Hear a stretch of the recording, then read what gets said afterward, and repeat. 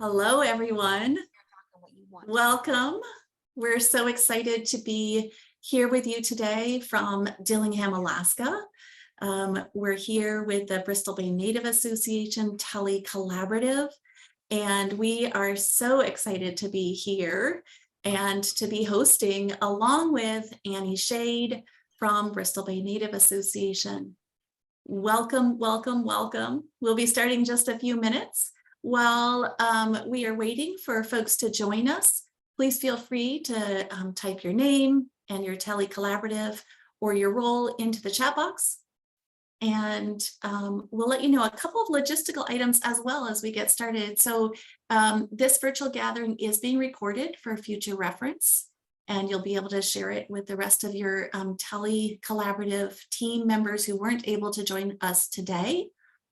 The breakout sessions will not be recorded, but the rest of it will be recorded, and this will be available on the Tribal Child Care Capacity Building Center website about a month following this session. We'll also send it out to you. I'm going to turn this over now to Eva to get us started with a check-in question. Thanks so much. Thanks, Kimber. Oh my gosh, guys, we are in Alaska, in Dillingham, Alaska. It is so incredibly good to be here, and we just finished a wonderful community meeting with Annie and her core TELI team and a bunch of new partners, and I just can't wait till we get to see all of you in person. It's just a wonderful opportunity for all of us, and so my appreciation goes out to Annie and all of her staff for hosting us. It's just really a great time for us. But today we're going to hear from Annie, like you heard, and I can't wait for you to see her presentation.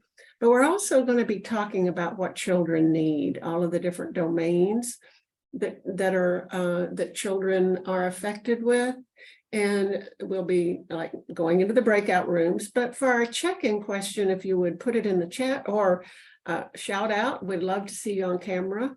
When you think about holistic, when we're thinking about the whole child and looking at those 4 domains that affect children, what does that mean to you? What does holistic mean? How would you define that as it relates to caring for children? And Eva, I'll check out the chat box and I'll shout out what's in there since you probably can't see it. Yeah. Okay, great. Teamwork. Love it.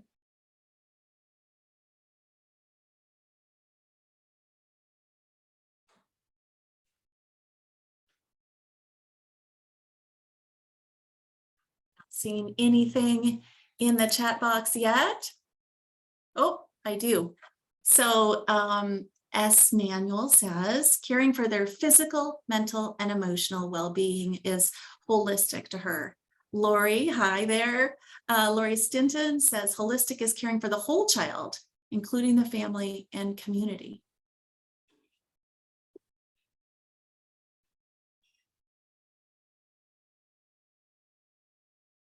Anyone else want to share?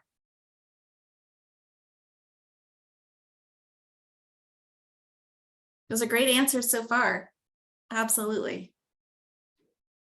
Jennifer says, the entire family and their community, even from preconception.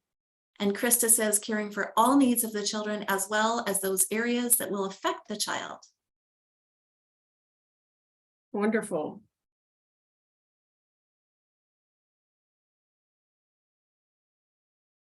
Misty says, also recognizing that all of these areas aren't different areas. They are all part of the whole. Misty, you are right on. We're gonna break out into breakout rooms and look at different parts of this only because we have to break out into breakout rooms to really tackle this. But yes, holistic is really all of those, and what you find in one area, could just as easily be addressed in another. Great. All right. Let me just add to that, you may wonder, how does this affect the systems piece that we are really hoping TELI will address, the whole system. And for me, we've got all of these different programs and organizations and whatever that work with families and children. And so once we get a good picture of what it is that all children need in today's world, then we can go to the next stage and say, how do we as an early childhood system begin to meet those needs? What does this partner bring to the table? What does this partner bring to the table? How do we address all of these needs that we're identifying in our breakout rooms and that you know by heart because you live them every day? But thank you for participating in that, and we'll dig a little deeper into it later, but I'll turn it over to Kimber now. Okay, great. Thanks, Eva. So thank you all for sharing your thoughts. We want to share with you our objectives today. We have 3 main objectives. We've heard from all of you that you would like to know more about the other collaborative teams, what they've done, what they are doing, what their communities are like, to share ideas and to hear directly from one another. So today we will have the opportunity to start that process. We'd also like to take some time in our breakout rooms to identify what children need. And then we want to step back, widen the lens, and look at how to pull all of those needs into a comprehensive, holistic view. In just a moment, we are going to turn this over to Annie Shade from the Bristol Bay Native Association. Annie will be sharing her TELI story with us and how she got here, why it's so important to her to be a part of this particular initiative. We're excited to begin to highlight each of your communities and your TELI programs, your TELI story as we move forward. And we look forward to sharing that can bring about new insight. So Annie, are you ready? I'll turn it over to you. And we're gonna get started here with Annie's slide deck. Teresa's gonna switch over to that. We said to Annie, we're going to do this whole big thing. And here we are in Bristol Bay, Alaska. Take it away, Annie. She has been working hard on this. I can't wait for you to see it. It's still not showing the slides. It's showing the agenda for the webinar. Eva, are you sharing your screen? Let's see what's going on here. Does that help? Sorry about that. I don't know how that got on there. Okay, you must, yeah. Okay, so Teresa's going to bring up Annie's slides there, and we'll get started in just a minute. Just give us a minute here. There's always, you know, a few technical difficulties as we move along. Nothing like really increasing the anxiety about public speaking, right, Annie? Head Start taught me lots. It's still not showing the slide deck. It's showing on one side the agenda and on the other side the speaker. There we go. All right, so Annie, are you ready? Yeah, I'm ready. I'll turn it over to you. Okay, Teresa, you can go ahead and move it forward one slide. Uh-oh. I know, I can't. You can get yours to move it. Let's see. Did it advance? There we go. Okay. No, I got stuck on that red pointer somehow. I love that pointer. Just keeps doing.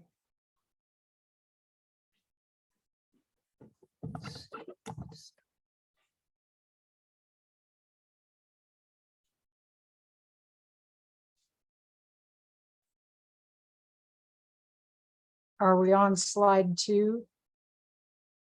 We're having some technical difficulties here. Okay, I just wanted to make sure I had fixed mine. Wow, what is that? It's a pointer and I don't know why it. While Annie's doing that, I can share that we have our full federal team here in Dillingham, Alaska. So we're on a site visit with BBNA. We have been able to also visit with the TELI Collaboratives at San Felipe and also Santo Domingo. And we're so excited to be able to continue our visits and to meet everybody. We have a really special opportunity though today for Annie to share with us about some of the unique challenges in Alaska with their early childhood system here in Dillingham and the communities that Dillingham serves through our Bristol Bay Native Association serve. Up so you can see it. And then I know Annie will kick me out when she's ready. Okay, I think maybe we're ready. All right. We had to do something different, so I think this is gonna work though. Okay, no worries. So hi, everybody. My name's Ann Shade. I'm the Child Development Department Director for the Bristol Bay Native Association. So I'm starting off by just talking a little bit about Alaska. I don't, it's not on? It was on.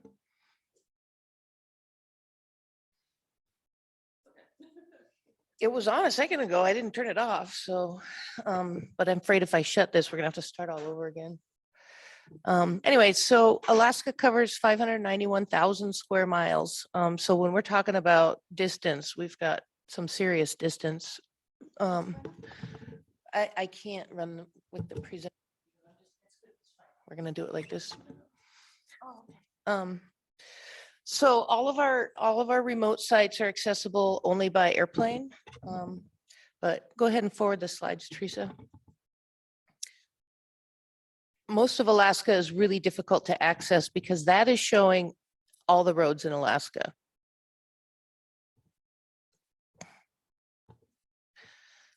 There's some seasonal ferry services down in Southeast and down the chain, but in the wintertime, your only option is to fly. Go ahead and go to the next slide. So I've been with BBNA since 2003, but I have actually been in the Bristol Bay area since the summer of 1989. I showed up at job service in Anchorage. I had no skills except for I knew how to teach swimming lessons. So I went to job service in Anchorage and was like, hey, they need a swimming teacher in Dillingham. Where is Dillingham? But luckily, job service has a giant map in there because apparently I wasn't the first one to say that. So I spent several summers teaching swimming and safety lessons out here, and I always felt like I was coming home when I came to Dillingham, but I didn't really expect that it would be my permanent home for the rest of my life, which is what it's become. I've been working with kids in various different scenarios since I got here. I'm now working with the kids that I taught how to swim. So that's been kind of cool because I know everybody's parents, like even the kids that aren't in my program. I'm like, hey, I know your mom. Don't, I'll tell her. So here's where, next slide, Teresa. Actually, yeah, right there. So Bristol Bay is located in Western Alaska. We are north of the Aleutian chain, south of Nome, west of Anchorage. And again, there's no road systems out here. Everything out here has to be transported by air or by barge in the summertime. So finding fresh fruit and vegetables is really a tough call. Residents do a really, it's very important for them to make sure that they've got berries and other edible plants that they collect during the summer months. And also in the wintertime, things can get destroyed if they freeze in the airplane. So I think those are unique problems to us out here. Go ahead for the next slide, Teresa. So BBNA's service area includes 31 communities, and this is where the pointer would have been nice, but we're rolling with this view right here. If you look at the map, we've got Head Start programs in Dillingham and Manicodic. Jen's trying to do a laser light, but it's not working. Togiak and New Stuyahawk. We have, that's not helping the people online, I don't think, Jen. We have providers all the way down in the Chigniks, which you'll see at the very bottom, and all the way up to Non-Dalton, which you see towards the top right-hand corner. So Dillingham is the largest hub city. It's about 2,200 people. Of our Head Start sites, Manicodic is the smallest with just under 500 people that live there, and Togex has the largest population after Dillingham at about 820. It covers 46,573 square miles, which is an enormous space.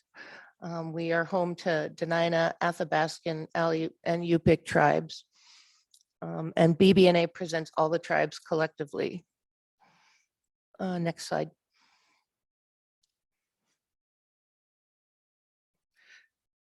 Subsistence lifestyle is critically important to the tribes of Bristol Bay. Fish, and particularly salmon, is at the center of all of that. All families prioritize fishing and depend on having frozen, canned, and smoked salmon to sustain families over the long winters. Families work together. They often move to fish camp, which is a separate location than their home community. And many villages totally relocate to fish camps in the summertime. Next slide.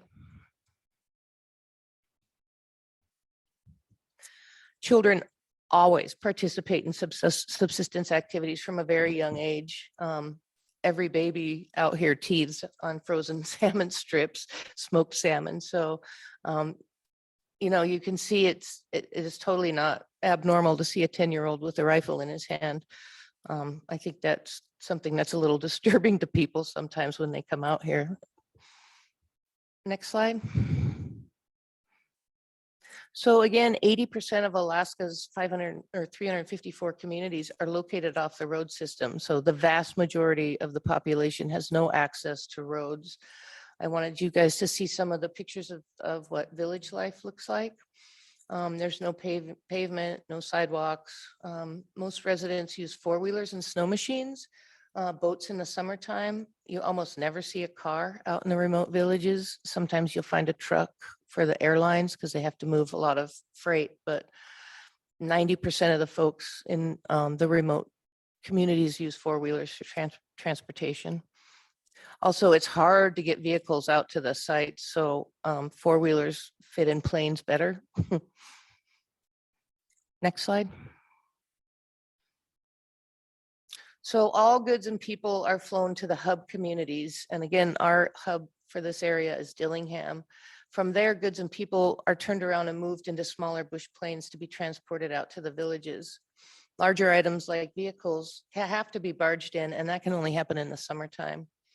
Also, the costs of everything are extreme because everything has to be flown or barged in. So currently in Dillingham, a gallon of milk is over $12. A gallon of gas right now is $6.36, and that's in the hub. So as you move out farther and farther away, those prices increase. Most people try to get their dry and canned goods barged up in the summertime, but all the frozen chill and produce gets real expensive, especially in the wintertime, if you can find decent produce. Next slide. So from the village site runways, then the goods have to be transported by four-wheeler or truck, if somebody has one, or a snow machine to their final destination. We used to have Head Start kitchens, but getting food out to the villages was really difficult and time-consuming and expensive.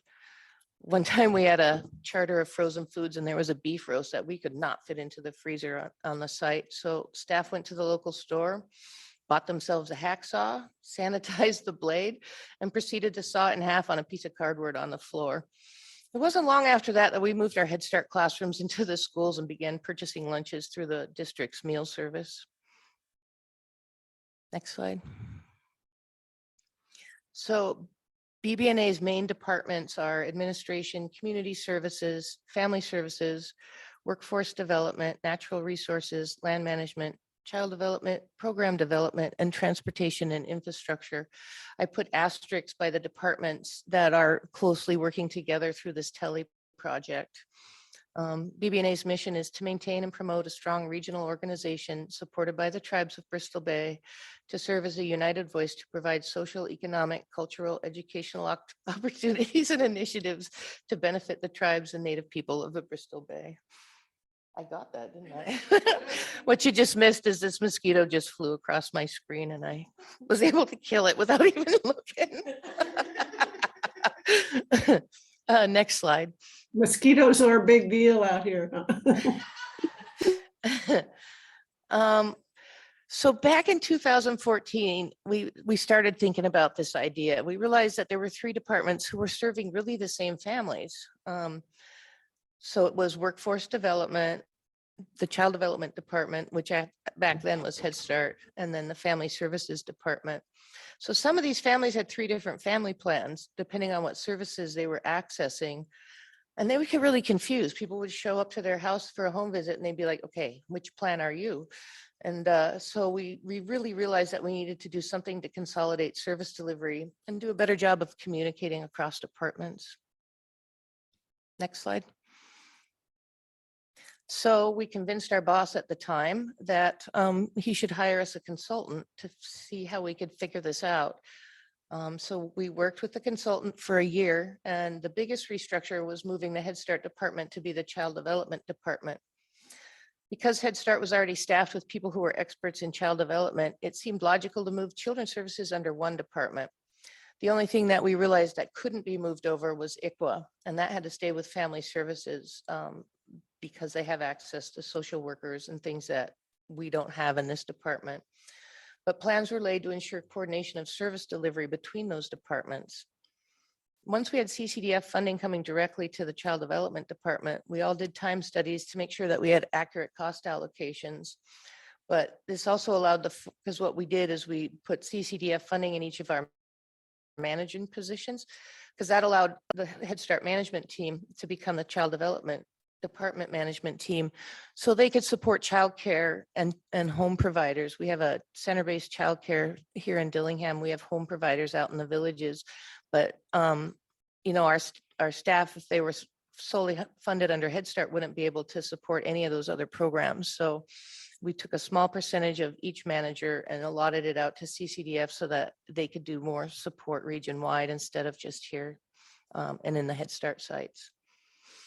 And that was in 2017 when we moved all those programs over to the child development department.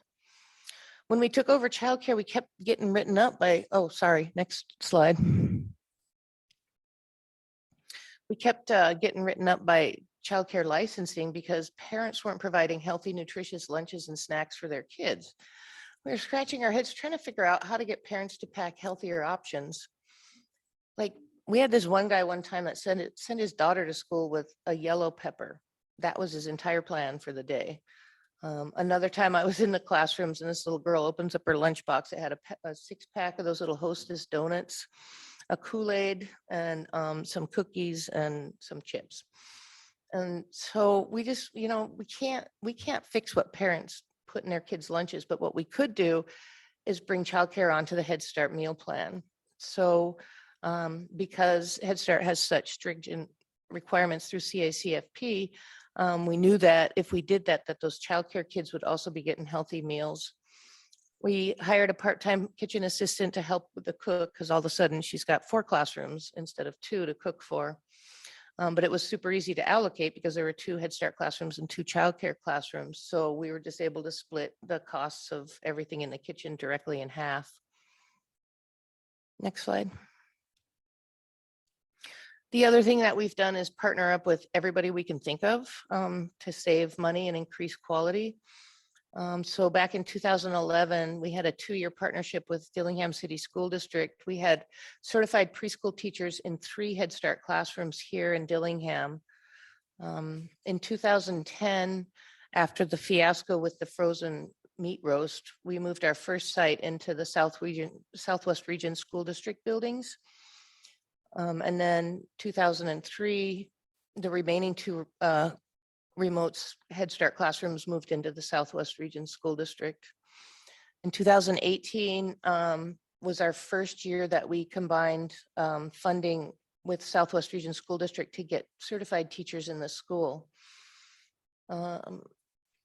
Also moving into the classrooms kept us from trying to keep those buildings maintained up to the level for young children with disabilities. That was super hard to do out in the remote sites. So by being in the school, all of that was taken care of. All of that went away. So if you guys are from if you have a Head Start program, you're probably wondering if we can count that space donation as non-federal share because they provided everything, the classroom space, electricity, heat, janitorial service. We purchased into their lunch plan, and we were also able to figure out how to work around E-rate so that our classroom teachers could also have access to their internet service. Anyways, we couldn't count the space donation as non-federal share because in order to do that, you have to have an official appraisal, and there's no way to do that out here effectively. There are just a handful of appraisers in the whole state, and we went and asked for a cost estimate, and it was over $20,000 to evaluate the 3 classrooms. So we're not able to count that as non-federal share, but I just write that into my grant as a waiver because I can't get it, actually counted as in kind. So we purchase lunches through the schools, but breakfast we have to do on our own. The school district's meal plan doesn't allow, it has too much sugar for Head Start. So we bake muffins and stuff here, and Head Start staff have gotten really creative on making food in their classrooms for breakfast. Next slide. The other thing we've been working really hard on is trying to figure out how to grow our own local teachers. Housing is a huge problem out here, and it makes more sense to try to train folks who are already here. So in 2007, the Infant Toddler Learning Center here in Dillingham opened up through an A&E grant with the Dillingham City School District. And so that was free childcare for high school students, and the high school students had to work in the center and be part of that program. So they were getting parenting skills, childcare for free, and they were getting high school credits. That was a grant, so it went away. So in 2010, the BB&A's Workforce Development took over the program and made it a fee-based program. It was great while it lasted because we had all these kids in the alternative high school that we had working in here. But when MAP school closed, we lost all that help. And then under the restructuring plan, the Child Care Center moved under the Child Development Department, which made a lot of sense because it was in our building. At that time, we opened a second classroom to move the preschool kids away from the toddlers and babies. So after the MAP school closed, we've been seriously short on staff. So we've been working with the Bristol Bay Regional Career and Technical Education Program. We're going to go live this school year with an early childhood track in the high school programs. So they'll be getting dual credits. And we'll also be able to do their classroom hours in their school sites, either in a kindergarten classroom or in a Head Start classroom if they have one. Also, getting through this program would qualify them to be a home provider. So we're really excited about that opportunity. And next slide.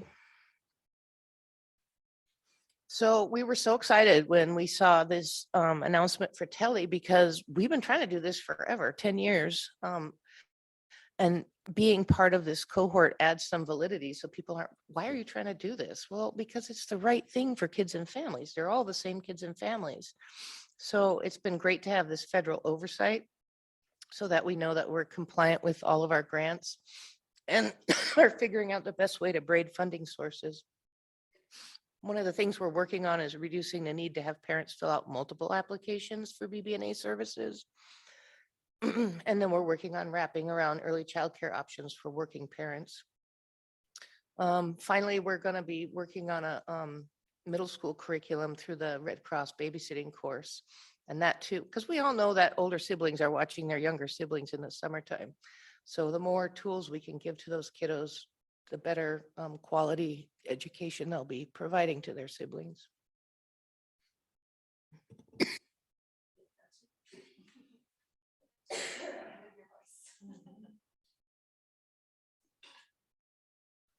Okay, so that's the end of that slideshow. You guys have any questions? Yeah, I'd like to open it up to questions. And Anne, I also wonder, before we open it up to questions, I'm sure people have some interesting thoughts. Is there anything you or anyone else there with you who's part of your TELI core group, anything you want to share about today or yesterday as we've been here on the site visit, and how it impacts or how it fits with what you've been sharing with us during this slideshow. Well, the best part about it was to have all of the players at the table. And so by having Office of Head Start, Office of Childcare, and TELI staff here, we were really able to clarify some things that we had been trying to figure out for a long time, that actually we fixed several of them in about 10 minutes yesterday, which was, I mean, it's just amazing to have this collaboration on the federal level so that everybody can figure out how to do a better job of aligning these systems that are out there. Because we're all serving the same kids and families. And so there's got to be a way to use these various funding streams to do a better job at that. And so by having the TELI experts here on site, and then having our community partners, it was really great to be able to kind of just, first of all, add some validity to what we're doing. Like, are we nuts for trying to do this? No, they have a whole federal program to do this. All right. So, but yeah, we're really excited. We feel like we've been working on this for a long time, and we're posed to really take it to the next level, and having the TELI team on site has helped us do that. So I really appreciate you guys being here.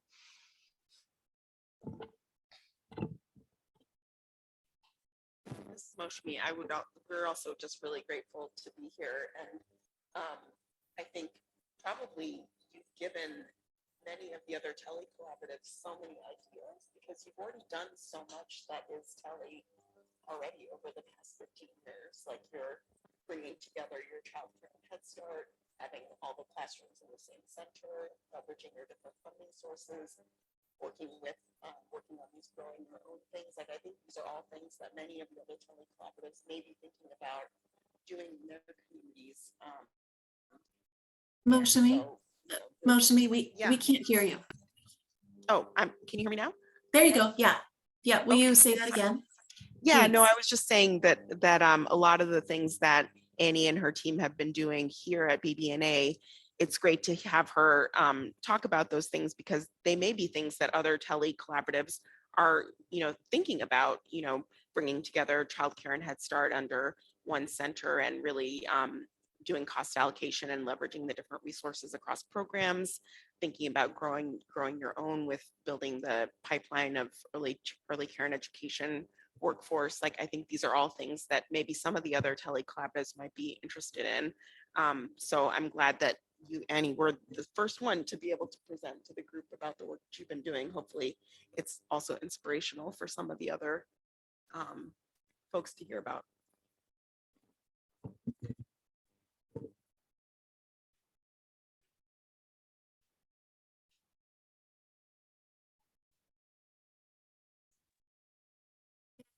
A question in the box from Jennifer in the chat box, and she asks if the drug epidemic is in Alaska like we see it in other states.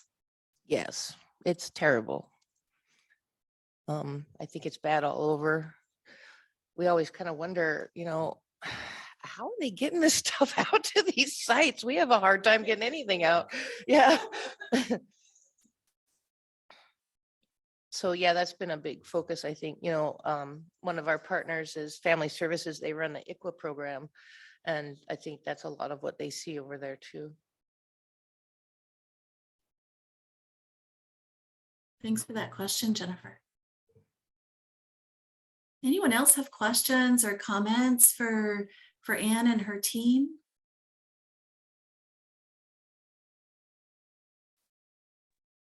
Hi, Ann. This is Donald from AIA in Washington. I was just wondering how many BBNA covers a vast amount of space, and how many sites do you actually have programming in, and how do you manage to coordinate all that, considering the distance that you have to work with? We have a lot of patience. It's super hard. We've got Head Start sites in 4 communities out of the 31, but we have home childcare providers. I think there's 13 current ones right now, which is really low right now, but it's because it's summertime and it's fishing season. So that's what we're hoping to do, is because Head Start's not going to work in all of our communities. They're just too small. So the 4 larger communities have Head Start. So that's what we're really hoping to start working with the regional technical and training folks to get the high school students some skills in early childhood, no matter where they live, and in hopes that they can become home providers in the sites that are too small for Head Start. But we really want to make sure that what's the quality of instruction that's coming out of the home providers is, a lot better than what we've been seeing, which is park the kids in front of the TV. So we don't have the option of increasing Head Start sites, only the home providers. Also, it's impossible to be state licensed for childcare in the remote communities. The requirements are impossible. So we're having to go with all relative providers at the moment. Some of the things that make it impossible are the fingerprint requirements.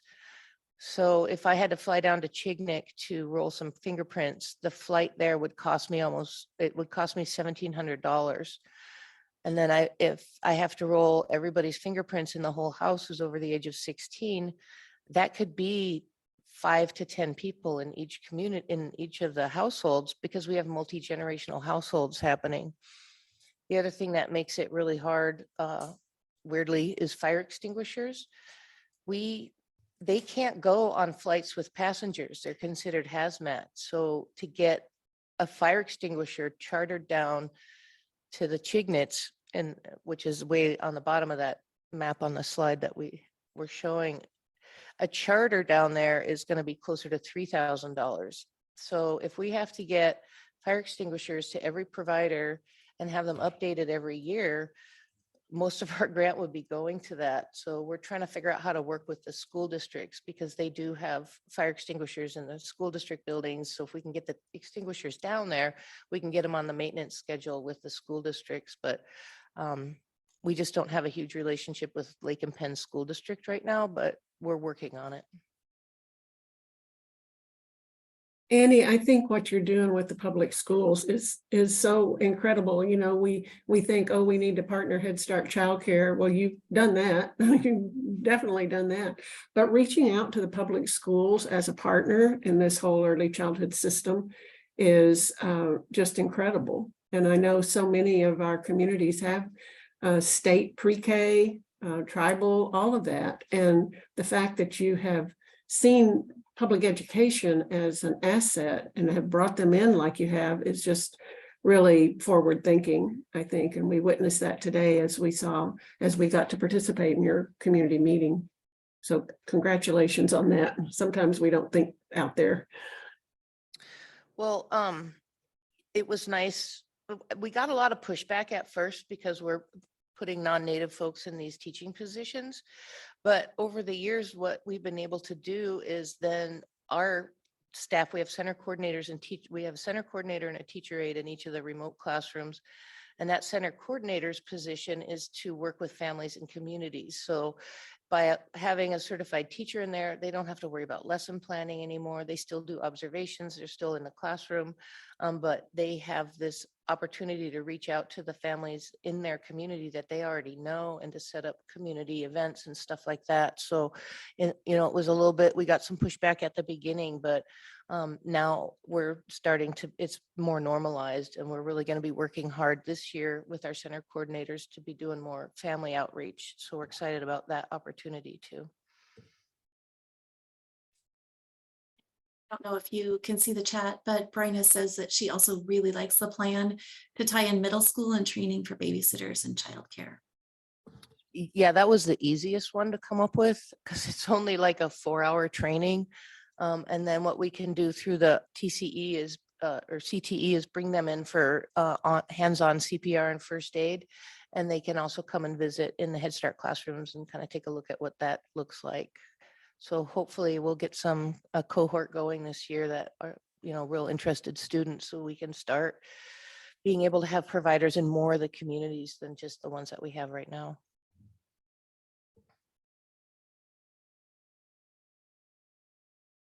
And I know that there might not be other questions for you today, or there might, but are you open to folks contacting you if things come up for them as they're thinking through this? Oh yeah, please do. I get emails from a lot of folks, and if I don't know the answer, I know who will. So yeah, don't hesitate to shoot me an email. Pretty hard to find by phone, but I'm really great with email. Well, I want to make sure that we have time. We have 4 of our TELI Collaborative participants who are going to facilitate our breakout rooms, but I also don't want to close this out if there are any other burning questions or comments. If anyone else has anything they want to share or ask. I just wanted to ask Annie if she wouldn't mind putting her email address in the chat, please. Yeah, no problem. Thanks, Eva. And it's Brandon, no burning question, but just something that was a really good presentation, Annie. Thank you for that. But something that stood out in the beginning, you had said, you know, a parent kind of saying, well, which group are you from this time? You know, asking me to fill out a piece of paper or, you know, visiting my house. So I really imagine that TELI will help to kind of alleviate some of that. Yeah, and so we're doing a lot of in-house things too with the other departments, and just trying to have like a one-pager application that, you know, just so we can evaluate which programs they do qualify for. We found out when we partnered up with the districts, between the Head Start enrollment packet and the school district enrollment packet, and then we were trying to identify kids that were eligible for CCDF. Those 3 packets together were over 50 pages. So we're really working hard to try to figure out a better way to handle that, because nobody wants to fill out that many pieces of paper.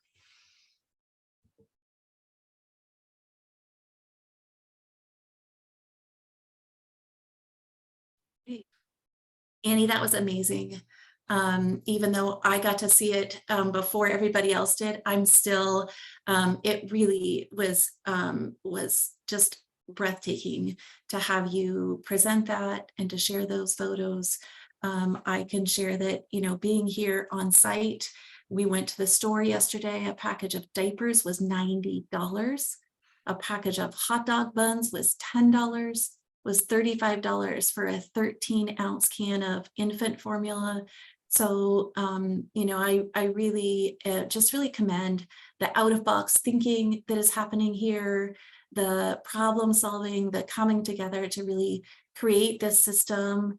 And it is really an honor to be able to work with you and with your team to continue to look at what to do next. Thanks, So, Kimber. Yeah. Next, we're going to move into our breakout rooms for a few minutes. I will be here in our breakout rooms for about 10 minutes.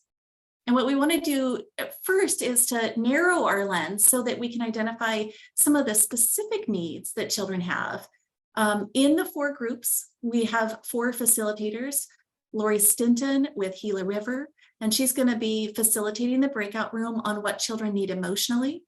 Marla Mayfield, who is with the Confederated Tribes of Umatilla, and she'll talk about mental and cognitive needs.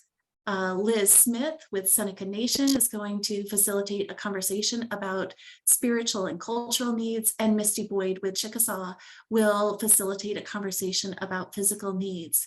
So those will be your facilitators. We'll let you choose which group you would like to go, and we'd ask you to think about what children need from that specific lens. So for instance, if you're in the physical domain, we invite you to discuss what children might need from a physical standpoint, not just to survive, but really to thrive in their environment. This might include things like physical activity, healthy foods, clean water, a space to engage in nature. And you can see that the breakout rooms have launched. You can choose one of the 4 breakout rooms to join. Once a room reaches kind of a maximum capacity, you might be moved to a different room. If you really wanted to be in that room, you can move yourself back, but that's just really to look at trying to have some equality across the rooms. Your facilitators are going to ask to identify somebody who's willing to take notes. So if somebody could jump in there and do that, that would be amazing. And we're going to go ahead and move to those groups. So if you see the breakout rooms and you scroll down to the very bottom, you can see the 4 different groups, and you can click on the join button.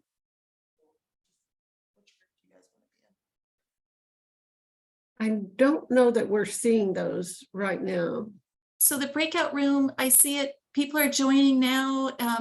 The breakout room group should have popped up into your, and then if you scroll all the way down, you can see those 4 individual rooms as opposed to the, are you seeing those? People are joining. Okay, maybe it's just me. Anybody else having? Okay. It's The okay. spiritual and cultural is pretty full. So if I can ask you to join one of the other groups, that would be great. Kimber, I'm not seeing anything either. Teresa, can you help with, because I think my view might be a little bit different. I am not sure where you go. But it seems like I've heard that if you go to the bottom of your Oh, screen, yeah, I see that. that there is an option there, because I'm seeing something different as the Yeah. host as well. I see what you can do. If you go to the bottom there and it says more, there are 3 little dots, click on that. And then you'll see breakout rooms. Click on breakout rooms and you should be able to move to one of those breakout rooms. There's a lot of That space worked. in. That worked. Great. Okay, Thank good. Okay. There's a lot of space in the mental cognitive, a lot of space in emotional and in physical. If you haven't moved to a group yet, you can do that. Also, if you can't see how to maneuver your way in, if you will just add to the chat what room you want to go to, or Kimber can just put you in a room that needs Yeah. more. And I'm gonna start to put people into rooms. If you don't like that, you are free to move out of that. Okay, great. And I'll go ahead and join a group now as well.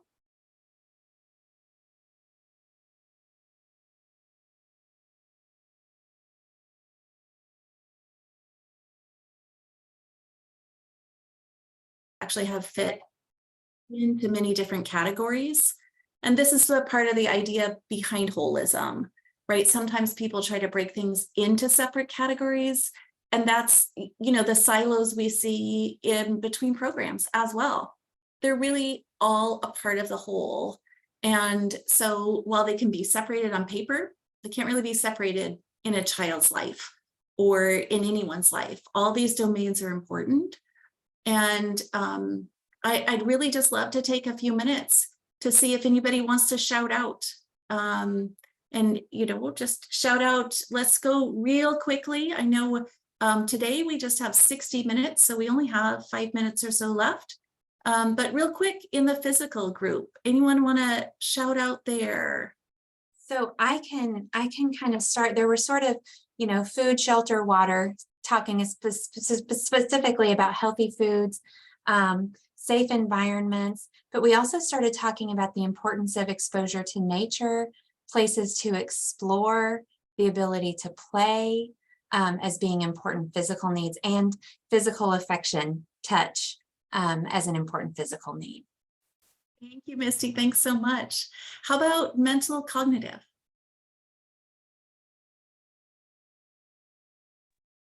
Marla, do you want to share? Go ahead. Yes.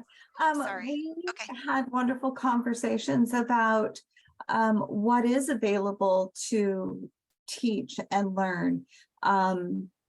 One idea was to set up a schedule that possibly can happen at childcare and at home, so all involved is following the same type of schedule, so they learn from that, and utilizing what we have available to us, because like we saw in the slides, there's not always a lot available as far as materials, but there's so much available as far as their outdoors. Great. Thank you, Marla. Liz, how about with your spiritual cultural? Our note taker, Hannah, volunteered to share. Oh, great. Okay. Teamwork. So we talked a lot about acceptance and promoting an environment that offers comfort and safety, as well as resiliency and connection to their community as a whole, especially access to elders, soaking up what they can as far as stories, certain recipes, foods, spoken language, dance, just moving beyond the stigma and installing cultural pride from a young age. And, promoting culture in general, no matter, since we do serve a diverse community here, just no matter where someone comes from, promoting that acceptance of culture as a whole. And just normalizing books and literature that show the culture. And we also talked about repetitive and consistent traditions within family environments, like every Sunday you do this, or, every Christmas you do this, the different things like that. So it was a good discussion. Thanks, Hannah. That was a great, quick playback. Lori, do you want to share, or anyone in your group want to share about emotional needs? Yeah, our note taker was Trina. Trina, do you feel comfortable reading back some of the things that we talked about? Sure. For emotional needs, we listed connection with others, such as family, community. Children need to feel heard and understood. Also, children need nurturing and acceptance, continuity of care, which includes safety and routine, clear expectations, love and security, routines. Everything needs to be predictability. Also, children need language to express their emotional needs. And we also need to take time out to know their families to address their emotional needs. Thanks, Trina and Lori. Well, as I've listened to each of you share out, it's really clear that as early childcare providers, we cannot possibly provide all of these things that a child needs. So that's the beauty of partnering with other providers in your communities. And it's really what is at the heart of TELI. Connecting and building relationships with other programs and providers will allow you to holistically provide for the children in your communities in a way you cannot possibly do alone. And I'm going to turn this over to Eva now to close us out. Thank you, everyone. All right. I get to be the bearer of good news. We are so excited. We have a date and a place for our convening of when we're all going to get together. It will be November 14th and 15th in Albuquerque at the Isleta. I guess it's a casino. I think it is. But that's where we will be staying and having our meeting.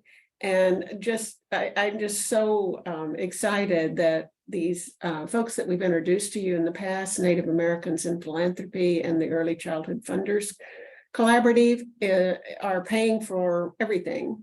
So you will be allowed to bring 4 members of your team, all expenses paid.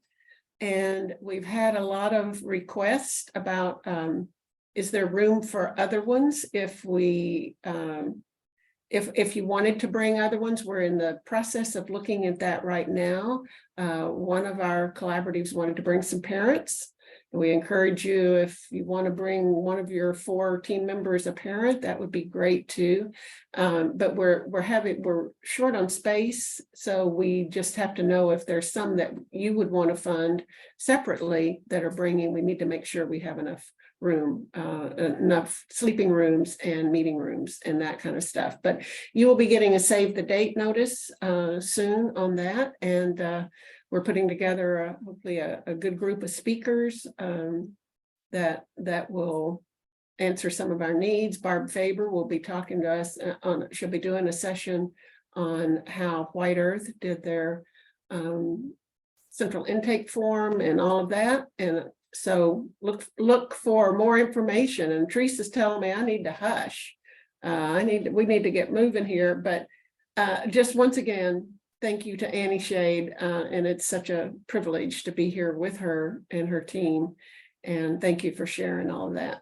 So everybody have a good day and look for more information about our convening. And thanks to all of our facilitators. Those were great little meetings. Wish that we had longer. Anyway. Thank you so much, everyone. Have a great day. Bye. Bye, everybody. Bye. Bye. Bye.